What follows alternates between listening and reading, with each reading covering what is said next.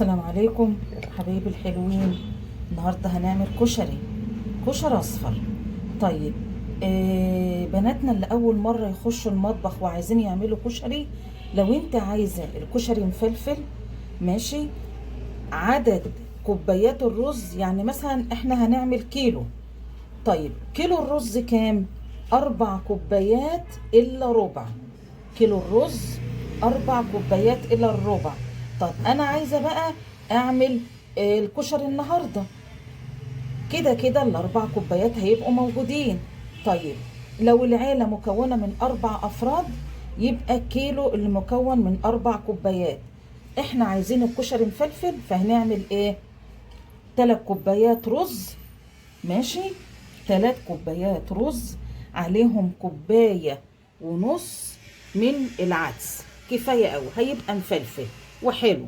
طيب الناس اللي بتحب العدس اكتر من الرز ماشي، بس خلي بالك ان هو هيبتدي ايه، يعني مش هيبقى مفلفل معاك، هيبقى متماسك شوية. طيب عشان زي انا بحب العدس اكتر، ف هتجيبي مثلا ال3 كوبايات الرز، عليهم 3 كوبايات عدس. هتلاقي اللي هو بيحب الحاجة يعني ماسكة في بعضها كده، مش مفلفلة زي الرز. لما تعملي العدس قد الرز هتلاقي الكشري متماسك معاكي شوية. عايزاه مفلفل، يبقى 3 كوبايات الرز عليهم كوباية ونص عدس. قد بنفس الكوبايه اللي هتعايري بيها الرز هي نفس الكوبايه اللي هتعايري بيها العدس. خلاص يا حبايب قلبي، انا طبعا علشان احنا نفرين او 3 انفار هناكل، انا عملت ايه؟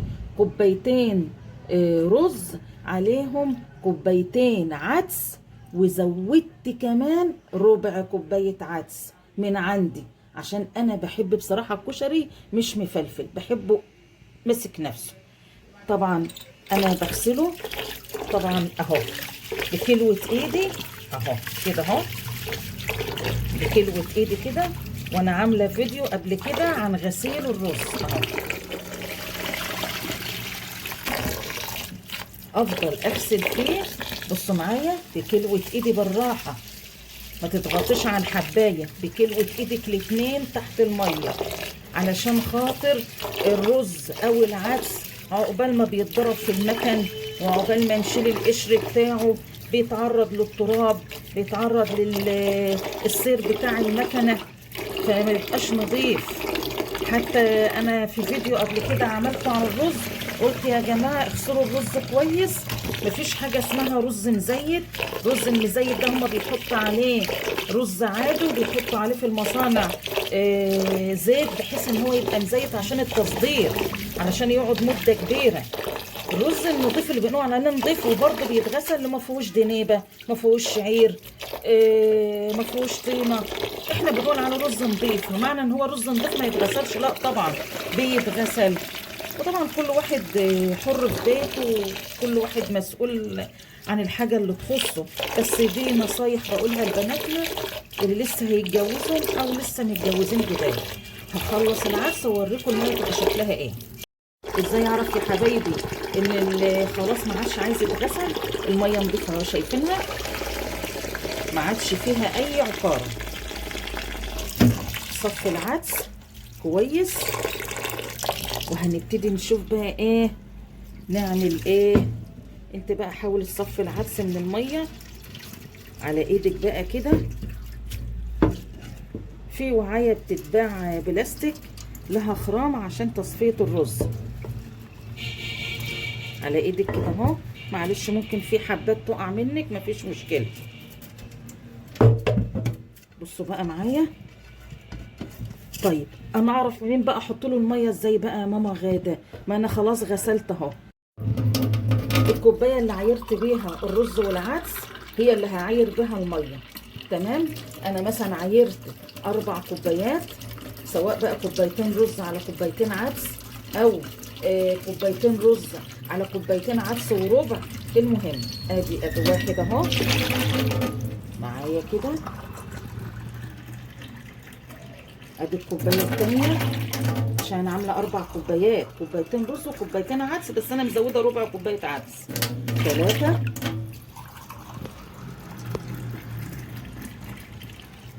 4. خلاص كده حبايبي، ادي ال4 كوبايات اللي انا عاملاهم. طبعا انا مزوده ربع كوبايه عدس، مش هيفلق ولا حاجه، لا ما تخافوش من الكلام ده. اعمل ايه بقى؟ اجيب الملح اهو. طبعا خلي بالك المقادير اللي انا عاملاها كوبايتين رز على كوبايتين عدس، وزودت كمان ربع كوبايه عشان ماما غاده بتحب الكشري ماسك في بعضه. انا بحبه كده بصراحه من صغري، لكن لو عايزه الكشري بتاعك مفلفل، انت عملت 3 كوبايات رز عليهم كوبايه ونص عدس، هيبقى مفلفل وجميل زي الرز بتاعك. طيب جهزت الميه اهي. مبدئيا كده معلقه ملح وهدوبها، حلو الكلام. وتدوقي الميه بتاعتك، لقيت الملح بتاعك مظبوط تمام، لقيت ميتك عايزه شويه ملح، حط شويه ملح. تمام يا حبايب قلبي. شوفوا بقى هنعمل ايه. بسم الله الرحمن الرحيم. دي بصلايه خلاص، وديت اختيار مش مهم، بس انا بحب ايه، مره اعمله ببصلايه مره اعمله من غير بصلايه، ما تفرقش. بس يعني ايه، البصلايه ما تخافيش مش هتبان في طعمه، بس ايه بتديله نكهه. هجيب بصلايه كبيره وهخرطها عشان احمرها نص تحميره. اخلص البصله واوريها لكم. حبايبي الحلوين، احنا سخنا الوعايه بتاعتنا، دي بتساعد اللي هي تسحف معانا شويه زيت عشان الكشري يبقى مفلفل. ماشي، اسخن الزيت. طبعا الزيت هيسخن معاكي بسرعه لانك انت مسخنه الوعايه. تمام. عندك بقى حته زبده سمنه عاديه مفيش مشكله. طبعا بحط الزبده اهي عشان تنكه شويه الكشري اهيت. استناها بس لما تسيح. خلي بالكوا اوعوا تحطوا الزبده في الاول تتحرق معاكي، ولا سمنه بلدي تتحرق معاكي، عشان خاطر تحط حته زبده ولا حته سمنه بلدي، بالذات الاثنين دولت عشان المنتجات الالبان لازم قبلهم شويه زيت. حلو الكلام. ادي البصله اهي هحطها يا حبايبي. طبعا انا مش هصفرها، ده انا هخدعها كده بس، يعني ايه البصله تبقى طريه. تمام. ايدي فيها. انت لو مش عايزه خطوه البصل دي ما فيهاش ادنى مشكله خالص. حط الكشري بتاعك وقلبيه في الزيت مع السمنه عشان يفلفل بس معاكي كده، وقومي حاطه الميه اللي فيها الملح. خلاص خلصنا وتغطي عليها. بس انا بقول لك خطوه البصله دي والله بتنكهه وبتخليه في حته تانيه. انا مش هحمر البصله. طبعا في فيديو معمول عشان بناتنا الحلوين اللي اول مره يخشوا المطبخ مش عارفين يخرطوا البصل، انا عامله فيديو علشان تمسكي البصله ازاي وتخرطيها خرط صغيره عشان ما تجرحيش ايدك. اوريها لكم كده يا حبايبي. حبايبي خلاص شوفوا البصله انا ما حمرتهاش، انا خدعتها بس اهو. انا مش عايزاها متحمره. طب افرض هي اتحمرت معايا مفيش ادنى مشكله، عادي خالص يا حبايبي اهي. انا بس ايه بشوحها بس كده يا حبايبي. بص معايا، احط بقى الكشري اهو. انا هنقلها دلوقتي في الحله دي عشان ايه الحله دي طلعت صغيره، بس بوريها لكم الاول. ثانيه واحده بس امسك الايه الحله. بصوا معايا، خدي تشويحه كده اهو بالبصله بالكشري عشان ايه يفلفل معاك اهو.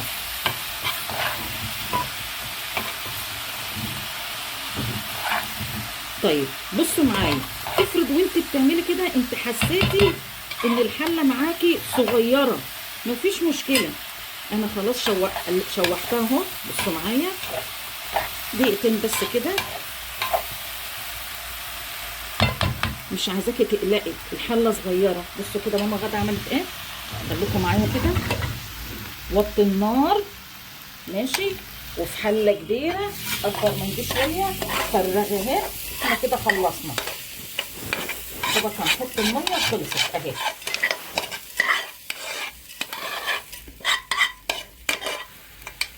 انا معاكم خطوه بخطوه اهو.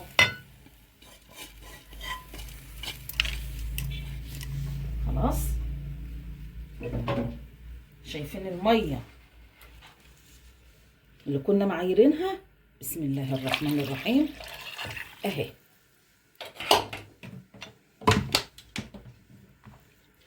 اعلي النار اللي وطيتها. طبعا انا كنت موطيه النار عشان نقلان الحله، انا بس حبيت اوضح النقطه دي عشان بناتنا لو حسيتي ان الحله اللي انت بتعملي فيها حسيتها صغيره اوعي تقلقي ولا تتخضي. خلصي التشويحه وقومي جايبه حله اكبر، بس وطي النار وقومي ايه نقله فيها. لازم بصي بناتنا الحلوين، بصوا معايا، بننزل اللي في المعلقه واللي على ايدينا، واي جنوب تنسيش اهو. شايفين اهو كده العقد ايه مظبوط. طيب افرض انت بقى شرب، ما اول ما يشرب ميته وطي عليه سهرايه، وطي عليه خالص وسيبيه يتردد مع نفسه قيمه ايه 20 دقيقه كده بالظبط. افتحي عليه وقلبيه، وكل ده انا هوريكم. لو حسيتي ان هو محتاج شويه ميه، ربع كوبايه ميه اهي، مش هتزيد والله. ده لو انت حسيتي كوبايه صغيره اهي، دي كوبايه صغيره بتاعت القهوه، شايفينها 3/4. ده لو انا حسيت ايه بعد ما قلبته وتردد وخلاص، يعني انا مش هطفى عليه لسه، بعد ما قلبته لقيت ان لسه الحبايه ايه اهي، اقوم جايبه شويه الميه ده هم ال3/4 ده هم، واقوم مسقسقه مسقسقه مسقسقه خلاص، واسيبه بقى مع نفسه ولا هيجرى له اي حاجه. بس انا اهو المعيار اللي انا عملته معاكم تمام كده. إيه هنغطي عليه، بس خلي بالك النار عاليه، اوعي توطيها، خليكي عينك عليه. شرب الميه وطي عليه النار حاجه بسيطه شعره كده ومع نفسه. تمام يا حبايبي. الكشري ده بقى يتعمل جنبيه ايه؟ انا هغطي عليه دلوقتي. هيتعمل جنبيه ايه؟ خليكي شاطره، بس هو مجهد شويه. خلاص هو كده خلصنا. هاتي بطاطستين حمريهم واركنيهم، هاتي برنجانتين على نص كيلو فلفل وحمريهم واركنيهم، شويه سلطه بقى حلوين من عندك، بيض تسلقيه بقى بعدد الافراد اللي انت عايزاه. طبعا هو دي اكله الكشري. جنبها عايزه خضره بقى، جرجير، كرات، بصل اخضر، دي حاجه ترجع لكم. ماشي حبايبي. حبايبي الحلوين، قبل ما هقلب وقبل اي حاجه، عندك حته سمنه بلدي وزعيها كده اهو، حطيها. عندك زبده ماشي، ما عندكيش خلاص، لا يكلف الله نفسا الا وسعها. تمام. على فكره في بعض البلدان بيحطوا قشطه على الوش ويقوموا مقلبينه. يعني ما انا قلت لكم يا جماعه قبل كده، كل واحد عارف شمس داره بتطلع منين. ماشي يا قلبي. فالمتاح عندك اعملي، مش متاح خلاص. طيب هنيجي بقى هنقلب دلوقتي عشان نشوف. انا فتحت الغطا قدامكم اهو، ما قلبتش بختم اهو. طبعا ما نيجي نقلب زي ما انا قلت لبناتنا الحلوين، ظهر المعلقه، بص معايا، انزل بظهر المعلقه اهو واقلب من تحت لفوق. خلاص تاني بظهر المعلقه من تحت لفوق، امشي بالحله يمين وشمال اهو من تحت لفوق. اوعي تجيب الرز بقلب المعلقه يلزق هنا ويكلكع ويعجن معاك اهو. شايفين ظهر المعلقه اهو، ظهر المعلقه ومن تحت لفوق اهو. بسم الله الرحمن الرحيم. اللهم صل وسلم وبارك عليك يا حبيبي يا سيدنا محمد. بسم الله ما شاء الله، ولا حول ولا قوة إلا بالله العلي العظيم. شفت المعيار اللي أنا حطيته؟ بصوا يا حبايبي أهو، هو ده اللي ماما غدا بتقول عليه. أنا بحبه متماسك شوية. أنا مزودة طبعا إيه، ربع كوباية عدس. أنت عايزاه مفلفل بنقلل العدس شوية. تمام يا حبايبي كده. خلاص الكشري بتاعنا خلص. هنسيبه بس إيه 10 دقايق كمان على النار. وكل سنة وانتم طيبين. كده خلص. يا رب الفيديو بتاعي يكون عجبكم. تمام.